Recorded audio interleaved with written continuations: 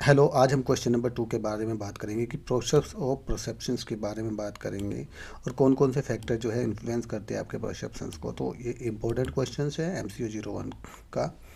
तो सबसे पहले जो प्रोसेस ऑफ परसेप्शंस है वो इन चीज़ों के अंदर से जाता है कि सिलेक्शंस, ऑर्गेनाइजेशन और इंटरप्रेशन और कुछ फैक्टर होते हैं जो इन्फ्लुएंस करते हैं आपके परसेप्शंस को। तो ये इसी के बेस पे है।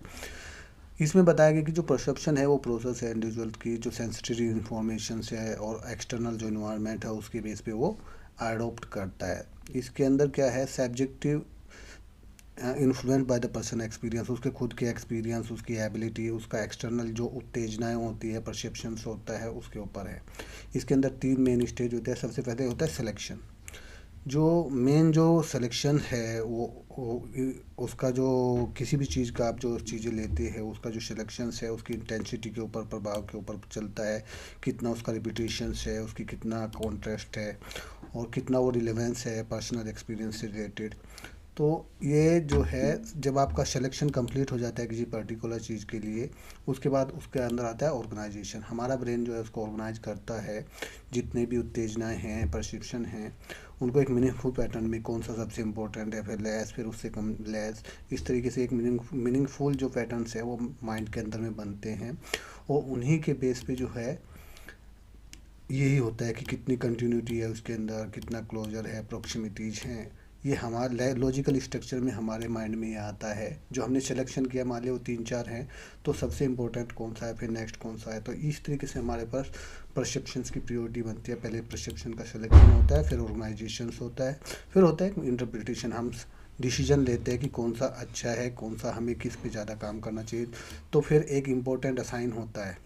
मतलब जब मान लिया आपने 3-4 चीज़ों का आपने परसेप्शन किया और सिलेक्शन किया, फिर उनका ऑर्गेनाइज किया सिस्टमेटिक तरीके से, फिर आप मीनिंगफुल डिसीजन पे आ गए कि किसके ऊपर आपको काम करना है। तो एक ये उसके पर्सनल एक्सपीरियंस को इन्फ्लुएंस करता है, उसकी इमोशंस को, उसकी एक्सपेक्टेशंस को, किस और कल्चरल बैकग्राउंड के ऊपर भी डिपेंड करता है। कोई कहीं से आता है, कोई कहीं से आता है। तो ये इंटरप्रिटेशंस उसके ऊपर भी डिपेंड करता है। तो कौन कौन सी चीज़ें होती हैं, अभी हमने बाता कि परसेप्शंस के सबसे पहले उसके लिए हम सिलेक्शन करते हैं किसी एक चीज़ के ऊपर, किसी आइडिया के ऊपर, किसी भी चीज़ के ऊपर। फिर उसको सिस्टमेटिक तरीके से ऑर्गेनाइज करते हैं। फिर उसके बाद हम इंटरप्रिटेशन करते हैं कि कौन से जो आइडियाज़ हैं जो हमने परसेप्शंस किया है, किस कौन सा ज़्यादा अच्छा है, किस इन्फ्लुएंस बाय एक्सपीरियंस, इमोशंस और इन चीज़ों के बेस पे। फिर उसके बाद लेकिन जो इन्फ्लुएंस होता है परसेप्शंस के ऊपर वो किन चीज़ों के बेस पे होता है, तो उसमें आता है एक्सटर्नल फैक्टर भी कुछ इन्फ्लुएंस करते हैं, कुछ इंटरनल फैक्टर इन्फ्लुएंस करते हैं।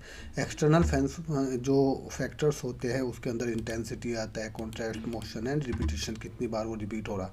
इन चीज़ों के ऊपर एक्सटर्नल फैक्टर जो है ये आपके परसेप्शंस को डिजाइन करते हैं, उसके ऊपर इफेक्ट डालते हैं। और एक्सटर्नल जो इन फैक्टर होते हैं जैसे पर्सनल होते हैं वो कुछ, जैसे उसको वो हो सकता है कि वो जो पर्सन है वो इमोशनल हो, मोटिवेटिव हो, उसका कल्चरल बैकग्राउंड कुछ अलग हो या उसकी पर्सनैलिटी कुछ अलग हो। तो ये एक इंटरनल फैक्टर होते हैं। तो जो हमारी परसेप्शन है उसके ऊपर एक्सटर्नल और इंटरनल फैक्टर उसको इफेक्टेड करते हैं, उसको प्रभावित करते हैं। ठीक है।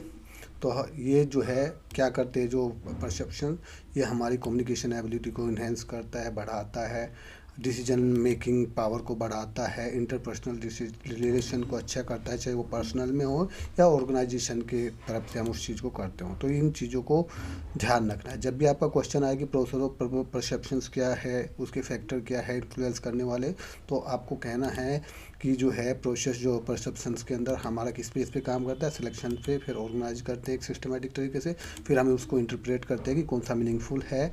और जो इन्फ्लुएंस है फैक्टर जो इन्फ्लुएंस करते हैं वो एक्सटर्नल फैक्टर इन्फ्लुएंस करते हैं और इंटरनल फैक्टर को इन्फ्लुएंस करते हैं। एक्सटर्नल फैक्टर में क्या करते हैं, इंटेंसिटी, कॉन्ट्रैक्ट, मोशन और रिपीटिशन।